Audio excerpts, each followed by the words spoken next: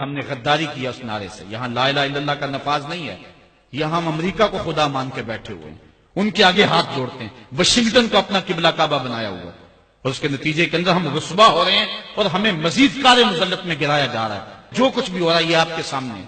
حکمرانوں کی بات چھوڑو تو وہ اس قابل ہی نہیں ہے کہ ان کا ذکر بھی کیا جائے.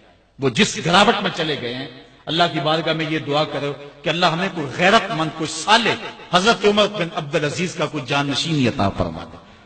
اور یہ ہمارا قصور ہے. میں حکمرانوں کو گالی دینے کی بجائے میں کہتا ہوں ہم اپنا محاسبہ کریں. کسی نے جاج بن یوسف سے کہا تھا کہ تو نے حضرت عمر کا دور خلافت دیکھا ہوا ہے، ان جیسا انداز حکمرانی کیوں اختیار نہیں کرتا؟ تو اس نے 2 لفظی جواب دیا، تبازروا اتعمر لکم، کہا تم ابو ذر بن جاؤ میں عمر بن جاتا ہوں. اگر ہم ٹھیک نہیں ہوں گے تو پھر اوپر رحمتوں کے سائے نہیں ہوں گے. اور ہم کیا ہیں؟ ہم پتہ نہیں ہماری عقل کہاں چلی جاتی ہے. یہ جب الیکشن آتا ہے ڈگ ڈگی بجاتے ہیں، قوم پھر نعرے مارتی پھرتی ہے. میں نے کہا یار ہم اتنے گوئے گزرے ہیں، ان کمینہ صفت لوگوں کے نعرے لگائیں؟ یہ ہوتے کون ہے کہ ہم ان کے نعرے لگائیں؟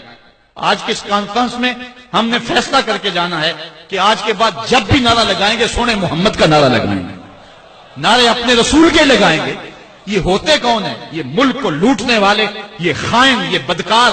یہ اس لائق ہے کہ ہم ان کے نعرے لگائیں؟ قوم کی آنکھیں نہیں ہیں، کان نہیں ہیں.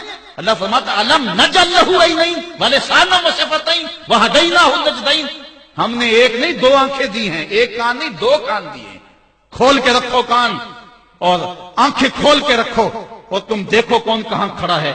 ہم کہتے ہیں جی وہ نہیں تو چلو یہ صحیح، اس میں تھوڑے عیب ہیں، ہم کیوں چھوٹے بھی عیب کو اپنائیں؟ وہ بھی کل بڑا بن جاتا ہے.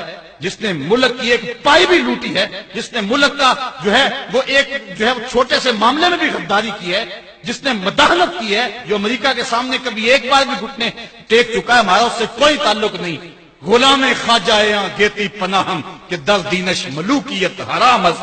اقبال کہتا ہے میں تو اس آقا کا غلام ہوں کہ جو بادشاہوں کو الٹ کے رکھ دیتا ہے. ہم بادشاہوں کو نہیں مانتے، ہم محمد عربی کے نظام کے دعوے دار. میں نے سیالکوٹ میں کچھ باتیں کی تو کئی لوگ پریشان ہو گئے، پتہ نہیں اس نے الیکشن لڑنا ہے. میں نے کہا میں نے ممبری کیا کرنی ہے؟ اللہ نے مجھے رسول اللہ کا ممبر عطا کیا، میں اس کو کیا سمجھتا ہوں؟ ہم اس کی پرواہ بھی نہیں کرتے. لیکن یہ بھی آپ کو بتاؤ ہم غیر سیاسی بھی نہیں ہیں.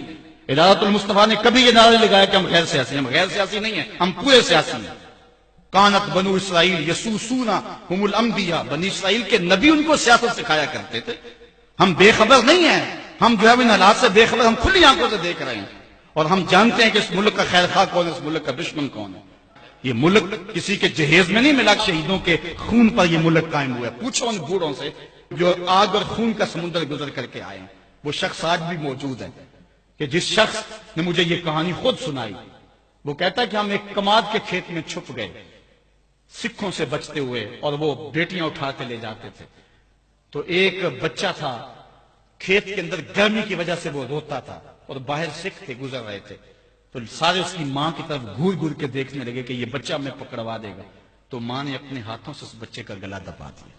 پاکستان یوں ہی نہیں بنا ہے، ماؤں کی گود سے بچے چھینے گئے اور کپڑوں کی نوک پہ چڑھائے گئے اور پھر ان بچوں کو پٹک کے زمین پہ مارا گیا. ان کے پیٹ پھٹے، انتڑیاں پھیل گئیں. ماں نے کیا کہا؟ پاکستان کا مطلب کیا؟ لا الہ الا اللہ. آج وہ ماں نہیں پوچھے گی تم کو. آج وہ بچہ قیامت میں ان حکمرانوں کا گریبان نہیں کھینچے گا. وہ عورتیں جنہوں نے کنویں میں چھلانگے لگا لگا کے اپنی آبرو بچائی تھی، اور وہ عورتیں جن کی چھاتیاں کاٹ دی گئی تھی، اور وہ عورتیں جن کے بھائیوں کے سامنے ان کی آبرو ریزی کی گئی تھی، اور وہ بھائی جن کے ہاتھ باندھ دیے گئے ان کے سامنے ان کی جو ہے وہ بہن کی آبرو ریزی کی گئی تھی.